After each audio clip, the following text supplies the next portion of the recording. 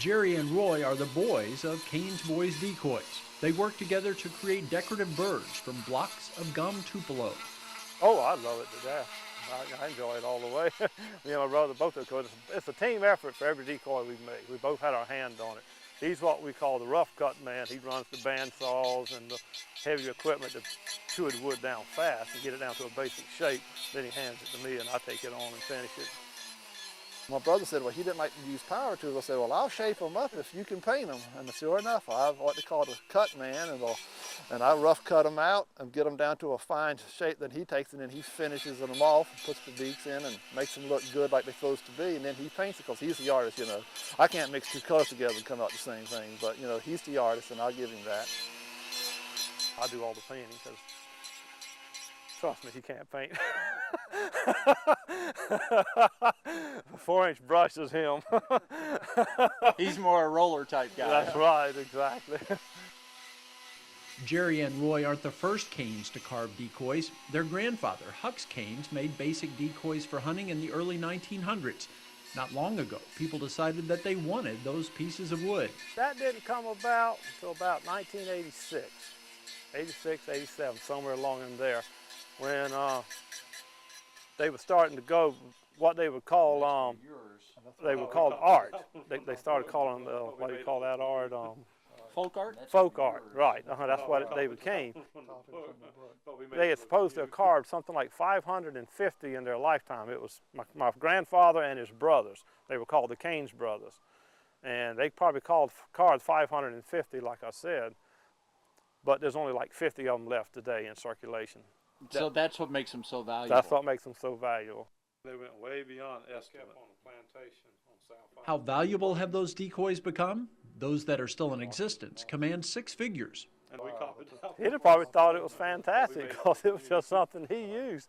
In fact, they say in the old days when they was heating with the old pot-belly stoves and stuff, when it was too cold to go out and get some more wood, they grab up one of the decoys and throw it in the fire and burn it. They did that a lot. So they didn't take no value on it.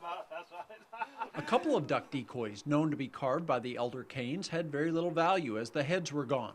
Jerry and Roy were called upon to try to replicate their grandfather's missing work. We got the decoys, and I said, well, we'll try to work on them and see what it turns out. And first couple of heads I made was way too big, couldn't use them, so I made it 2 small heads. And me and my brother worked on it, and we looked at them, and we studied some of my grandfather's pictures of his decoys, and then we got what we felt looked just about like what he would have carved. And now when you actually look at the decoys, which you'll probably see on this video, you know, you can't even tell that a head was ever missing. It actually looks that good, and I'm proud of my brother because he did such good work. Jerry and Roy never even thought of carving decoys for a living. They were commercial fishermen.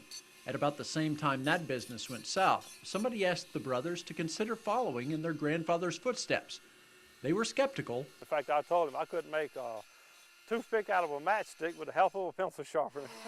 But they decided to give it a shot. I said, well, we'll try to carve a decoy. And like I said, the rest is history. In 2005, in September, we started carving decoys, and we've been doing it ever since. Jerry and Roy took to the carving business with gusto. They turned out birds and started taking them to shows. They entered competitions, but also tried to sell what they had created. We talked to this one carver that was well known up north. We saw one of the shows, and he said, price high. You know, you can always come down, but always price high. And I said, well, sure, we'll try. I'll put a big price on them. I said, people ain't going to pay it, but, you know, I can always come down. So I put a price of $3,000, and it surprised me that people jumped on it like, you know, it was free or something. I said, wow, this is great. People really liked our work. Prices for the larger ducks range from $2,000 to $5,500. The brothers also do miniatures for $350 a piece. We don't price ours high compared to what we see at other shows, but we're up there with the best. Just as Jerry and Roy were hitting their stride, though, the bottom fell out of the economy. They kept producing their decoys, but buyers were harder to find.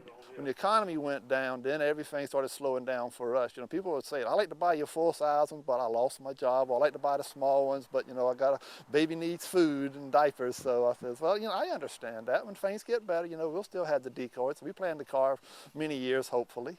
Based on what they've seen so far, the brothers figure that their efforts will be rewarded once times get better. They never knew their grandfather, as he died a few years before they were born. Still, they imagined that he would take pleasure from the fact that his grandsons were carving and being recognized for it. Oh, I believe he'd be rolling over in his grave. I believe he is just as happy as he could be, wherever he's at, upstairs or down.